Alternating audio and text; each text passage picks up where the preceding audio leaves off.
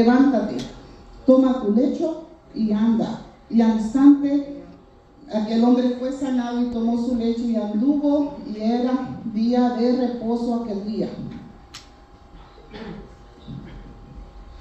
La palabra del Señor dice que había un hombre que ¿cuántos años tenía? Dice que estaba paralítico.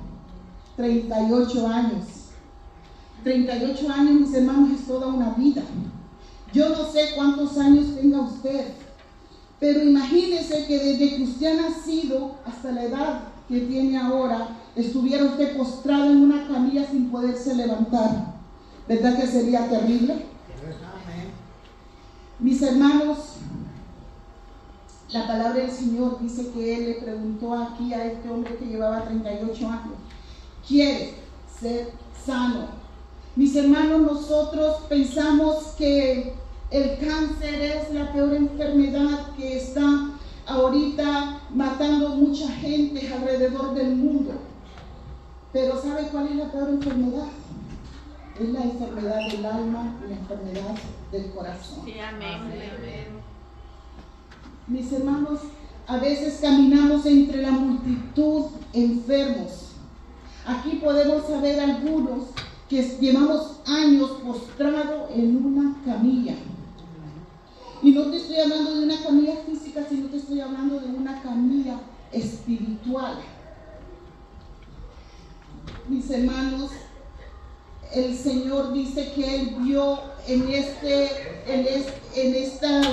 estanque de Betesda, dice que allá había una multitud, pero fue este hombre que llamó la atención del Señor porque vio en él que había esa necesidad de poder él ser sano, porque cuando el Señor le pregunta ¿quieres ser sano? Él le dice al Señor, Señor, claro que quiero ser sano, pero cuando el agua se agita no hay quien me lleve. Cuando yo ya voy para allá, ya alguien más fue descendiendo al agua del estanque.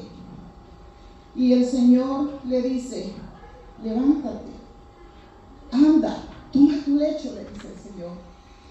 Dice, hermanos, ese Dios que le dijo a este hombre que se levantara y que tomara su lecho, es el mismo Dios que está aquí en esta noche.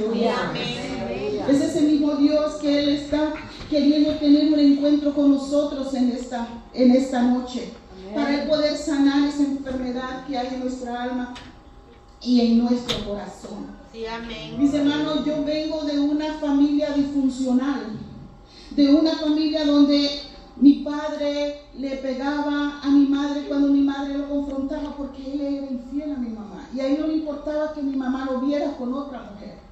Entonces él lo que hacía, como se sentía bien macho, venía y le pegaba a él, a mi mamá. Lo que él no sabía era que estaba mutilando a su familia, estaba mutilando a sus propios hijos con este comportamiento que él tenía en contra de mi mamá. Y mi mamá, en su frustración, en su impotencia, ella lo que hacía era desquitarse con nosotros todo lo que mi papá le hacía. Con nosotros, sus hijos, ella nos maltrataba a nosotros muchísimo. Recuerdo que cuando yo tenía 8 años, que ya no aguantaba todo lo que mi mamá nos hacía, yo me fui para atrás de la cocina de mi casa y me recuerdo que me senté en una piedra grande, bien grande la piedra donde yo me senté, con la intención de suicidarme. A los 8 años, usted se imagina una niña de 8 años que está para hacer cosas típicas de la edad, como jugar, pensar qué va a hacer en un futuro, estudiar, ser maestro, muchos bomberos, ¿verdad? Que en este país uno le pregunta al niño, ¿qué quiere ser de grande? Por ejemplo, en el caso del niño, quiero ser bombero, la niña, que quiero ser maestra o quiero ser doctora. Yo a esa edad yo ya estaba pensando en el suicidio. Y recuerdo que yo me senté en aquella piedra y comencé a llorar. Y yo a la edad de los 8 años, cuando yo estaba en esa situación, yo recuerdo que yo sentí los brazos que alguien me abrazaba. Y saben, el Señor estaba ahí conmigo y yo no lo sabía, ni lo conocía al Señor. Y yo tenía 8 años cuando Dios se hizo real en ese momento en mi vida. Y Dios comenzó a consolarme porque yo ahora entiendo que fue Él el que hizo esa obra. Amén. Y mis hermanos, recuerdo que mi padre, él no era cariñoso con nosotros, sus hijos. Yo no recuerdo que mi padre de pequeño me abrazara, me acariciara, me diera, hija, te quiero, te amo, como cualquier hijo esperaría que un padre se lo dijera. Yo nunca recuerdo que tuve eso de mi padre. Lo único que sí me recuerdo de él, que cuando yo venía para este país, él fue el que me llevó a la estación de autobuses para que yo pudiera venir para acá. Cuando llegó el autobús y me despedí de él, recuerdo que yo lo abracé, él me abrazó, me dio un beso y yo me senté al lado de la ventana del bus, y desde la ventana yo lo iba viendo y él me veía, y hasta que nos perdimos en la mirada.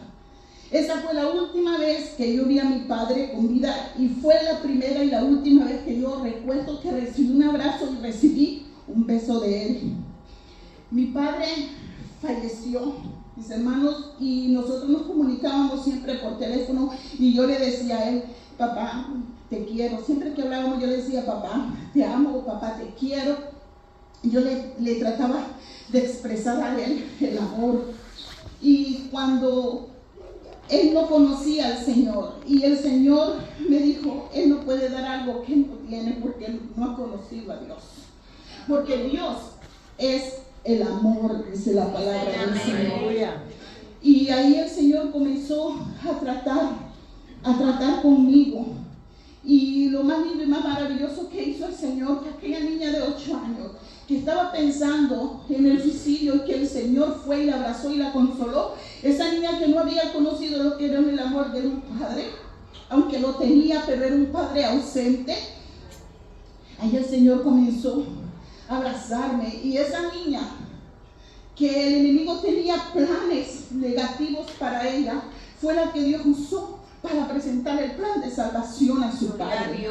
Y mi padre vino a los pies del Señor a través, la honra y la gloria le doy al Señor a través de mi vida.